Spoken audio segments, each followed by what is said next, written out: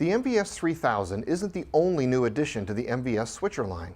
The MVS 6500 series comes in both 2 and 3 ME models, the MVS 6520 and the MVS 6530. These two new switchers leverage the incredible power of the entire MVS feature set. The 6500 series has all the features of the MVS 3000, plus a few key extras. The MVS 6520 is a 2ME switcher with 32 inputs and 16 outputs, while the MVS 6530 has 48 inputs and 32 outputs. Both switchers have the same overall specifications as the 3000, with a couple of key differences. Both switchers include the ability to add an optional 3D digital effects system, and virtually unlimited aux bus mixing is a standard feature.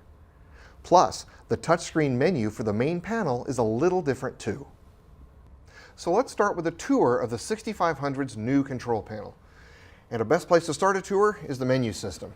You can see here this is a different menu. This is a Sony touchscreen, the ICP 6511, and we're using this instead of the third party we used on the MVS 3000. Over on the left-hand side, we have the top buttons, so I don't have to go to the menu to get these, although that still works here if you want them. On the right-hand side are the knobs, so when I select something, I can adjust knobs rather than having to use the mouse. Of course, you can still use the mouse if you want to. And the best part is right on the left-hand side is a USB port. So I can connect my USB drive right to the menu without having to put some extender cables or reach behind the switcher. Now, it's really important to know that the ICP 6511 panel can also be purchased for the MVS 3000, in case you don't want to use a third-party monitor and a mouse. Now let's take a look at the changes to the main panel. So this part of the switcher over here still has 24 cross points. Obviously, it's got an extra ME to accommodate the 3 MEs in the 6530. Another different place here is here, right in this area. We've added this to this wider control panel. This gives us the ability to have ME reentries everywhere. It also has ME reentries for the keyers.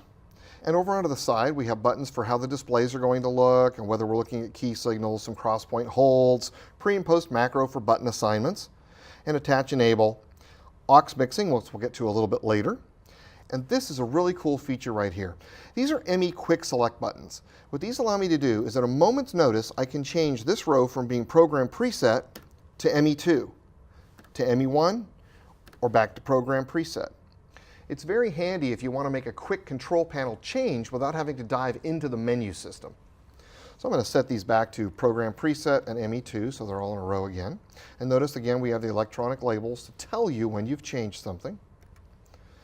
Let's move over to the right here, and you can see that we moved the trackball and the multifunction module over to the lower right. Now on the 3000 they were up here where ME1 would normally be. We didn't want to make the panel so deep, so we moved everything to the side a little bit and made it a tad bit wider.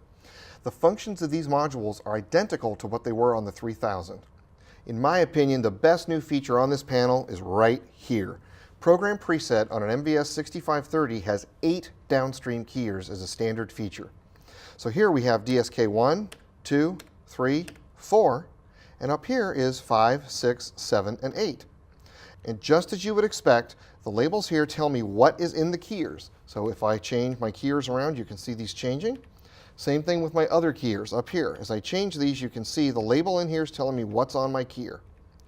These are the cut buttons, these are the mix buttons, and same thing up here. These are the cut buttons, and these are the mix buttons. Now there's a second mode for these LCD buttons. In the mode we're in, key trans, that's where you have the cut on and fade on buttons.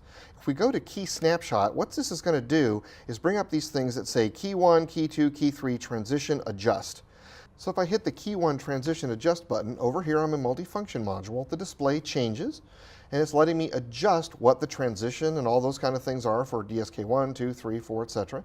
So right here I can say I have a mix, like I do right now. I can have a wipe. I can even have a DME wipe. Then I can use the key snapshot, that's KSS store, to store what I just programmed into one of 4 memories for each keyer. So now I can remember that this one is going to have a DME wipe. Come over here, change this to wipe, hit key snapshot store on number 2, and now number 1 will give me a DME wipe. Number 2 remembers that it's a regular wipe. So over here in the next transition area, this is how you're going to control all 8 keyers. It's going to look a little different from the other MEs because I've got 8 keyers to deal with. So here, this is where I would select DSK1, and you can see that on preview now. DSK2, 3, 4, etc., or 1, 2, 3, and 4, or even 1, 2, 6, 7, and 8. Up here on the menu, this is how you take care of the 8 keyers. So here's the program preset menu. We're looking at the keyers. On the left, you see DSK1, 2, 3, and 4. And this little button right here lets me toggle between 1, 2, 3, and 4, and 5, 6, 7, and 8. We felt it was better to put that in rather than having tiny, tiny little buttons that would be hard to hit. And one added feature. Let me turn on all my keyers again. We've got 1 through 8. There are actually 4 resizers on downstream keyer. So I can move key 1, 2, and 5, and 6 in the resizers. I can move them independently. I can turn on some rotation if I want to, all independently.